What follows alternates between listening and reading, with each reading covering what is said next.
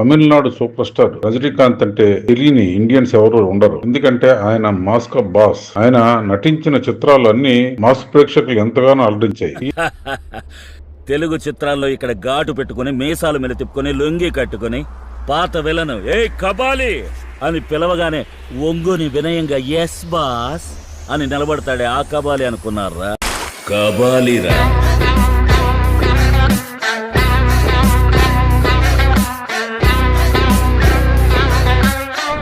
ప్రారంభంలో కుటుంబ కథా చిత్రాలు ఎక్కువగా నటించినప్పటికి కూడా, అంతులేని కథ ఇలాంటి సినిమాల్లో నటించినప్పటికి కూడా క్రమక్రమంగా తన మేనరిజం తోనూ తన యాక్టింగ్ స్కిల్స్ తోనూ మాస్ ప్రేక్షకుల్లో చాలా పేరు సంపాదించుకున్నారు. ఈయన అసలు పేరు శివాజీరావు గైక్వాడ్. ఈయన మరాఠా వ్యక్తి, కానీ కుటుంబ పరిస్థితుల వల్ల కర్ణాటకలో సెటిల్ అయ్యి అక్కడే కొంతకాలం పాటు కండక్టర్ జాబ్ చేసి, ఆ తదనంతరం మిత్రుల సలహా మేరకు, ఇప్పటికే చెప్తుంటారు ఆయన మిత్రుడు సత్యనారాయణరావు సలహా మేరకు తమిళనాడు వచ్చి బాలచంద్ర గారి ఆధ్వర్యంలో నటనలో మెలకులు నేర్చుకుని, దానికి ముందు ఫిల్మ్ ఇన్స్టిట్యూట్ లో కూడా శిక్షణ నేర్చుకుని, ఇంకా తమిళనాడులోని అప్పటికే క్రేజీ దర్శకుడైన బాలచంద్ర గారు చేతిలో పడడంతో ఇంక ఈయన వెనుక చూసుకోవాల్సిన అవసరం లేదు. ఈయన సహచర నటుడైన కమల్ హాసన్ గారితో ఈయనకి ఎంతో మంచి ర్యాపోర్ట్ ఉంది. వీళ్ళిద్దరూ కూడా గతంలో ఎన్నో సినిమాలు నటించారు కలిసి. దానిలో మన తెలుగులో వచ్చిన వయసు పిలిచింది ఇలాంటి సినిమాలు అయితే చాలా ఇంట్రెస్ట్ గా ఉంటాయి. తమిళలో అయితే సుమారు ఒక 10 సినిమాల వరకు వీళ్ళిద్దరూ కలిసి నటించారు. అయితే ఆయన క్రేజ్ 70 సంవత్సరాలు దాటినప్పటికి కూడా ఏమాత్రం తగ్గలేదు. దీన్ని ఇక్కడతో ఆపేయచ్చుగా. బాగా దూరం పోయాను. ఫుల్లుగా పూర్తి చేస్తే కానీ మళ్ళీ రాను.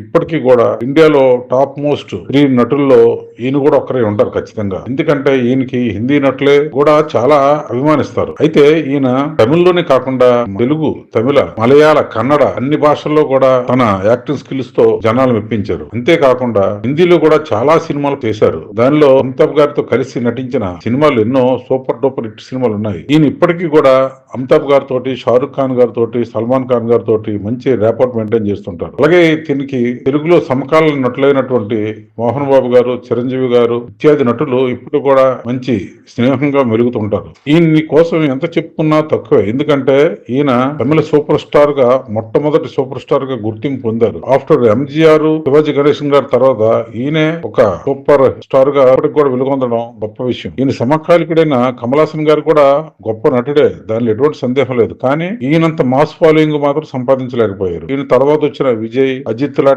నటులు ఈయన చేర్చుకోవాలి ఎంత ప్రయత్నించినా ఎంతో కొంత వెనకబడే ఉన్నారని చెప్పొచ్చు. వారు కూడా ఈ రజనీకాంత్ గారిని చాలా అభిమానిస్తారు, ఆరాధిస్తారు. ఈ తమిళ సూపర్ స్టార్ పేరుకే తమిళ సూపర్ స్టార్ గానీ ఈయన ఆల్ ఇండియా సూపర్ స్టార్ గా గుర్తించవచ్చు. కనుక ఈయన తెలుగులోను కూడా తమిళతో పాటు ప్యారలల్ గా చాలా సినిమాలు చేశారు. ప్రారంభంలో ఈయన తెలుగు, తమిళలోని ప్యారలల్ గా సినిమాలు చేస్తూ వచ్చి ఉండేవారు. కానీ క్రమక్రమంగా తెలుగులో సినిమాలు తీయడం తగ్గించి తను చేసిన తమిళ సినిమాలనే తెలుగులోను, హిందీలో డబ్ చేయడం మొదలుపెట్టారు. కొన్ని సినిమాలు అయితే ఎన్టీఆర్ గారితో, టైగరు, కృష్ణ గారితో అన్నాదమ్ముల సవాలు ఇలాంటి సినిమాలు అప్పట్లో చాలా అలరించేవి. పిలకమ్మ చెప్పింది అనే సినిమాలు అయితే ఈయన నటన అద్భుతం. ఈయన ఇప్పటికీ కూడా అన్ని తరాలని అలరిస్తున్న నటుడిగా చాలా పేరు పొందారు. ఆ మధ్య ఈయన ఆరోగ్యం కొంతకాలం క్షీణించి కొంత బాధపడ్డప్పటికీ ఇప్పుడు మాత్రం చాలా ఆరోగ్యంగా యాక్టివ్ గా ఉంటున్నారు. ఈ మధ్య వచ్చిన కూలీ కొంత నిరాశపరిచినప్పటికీ కూడా మళ్ళీ రాబోయే సినిమాల్లో తన పునర్వైభవం పొందుతారనే మనం అందరూ ఆశిద్దాం. ఈయనతో నటించడానికి తెలుగు, తమిళ, హిందీ నటులందరూ పోటీ పడుతుంటారు. ఎందుకంటే ఈయనతో కలిసి నటిస్తే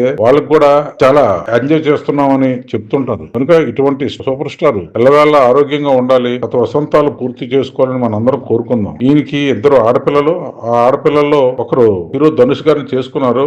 కొన్ని కారణాల వల్ల వీళ్ళు దూరంగా ఉన్నప్పటికీ కూడా ధనుష్ గారి పిల్లలు మాత్రం రజనీకాంత్ గారి కుటుంబంతో ఉండడం అన్నది చాలా మెచ్చుకోదగ్గ విషయం. ఇప్పటికి కూడా రజనీకాంత్ గారు తన మృదువైన మాటలతోటి ప్రేక్షకులందరినీ కూడా మంత్రముగ్ధులు చేయగల ధీరుడైన. ఆయన నటనలో మాస్ ఉంటుంది, కానీ ఆయన మాటల్లో మాత్రం క్లాస్ ఉంటుంది. కలిపి క్లాస్ మాస్ కు చెందిన వ్యక్తిగా మనందరం ఇప్పుడు ఆయన గౌరవిస్తాం. ఇటువంటి నటుడు మన అందరికి మెచ్చే సినిమాలు తీయాలని, 10 కాలాల పాటు మనల్ని అందరూ అలరించాలని కోరుకుంటూ, మీకు ఈ విశ్లేషణ నచ్చినట్టయితే లైక్ చేయండి, షేర్ చేయండి, సబ్స్క్రైబ్ చేయండి.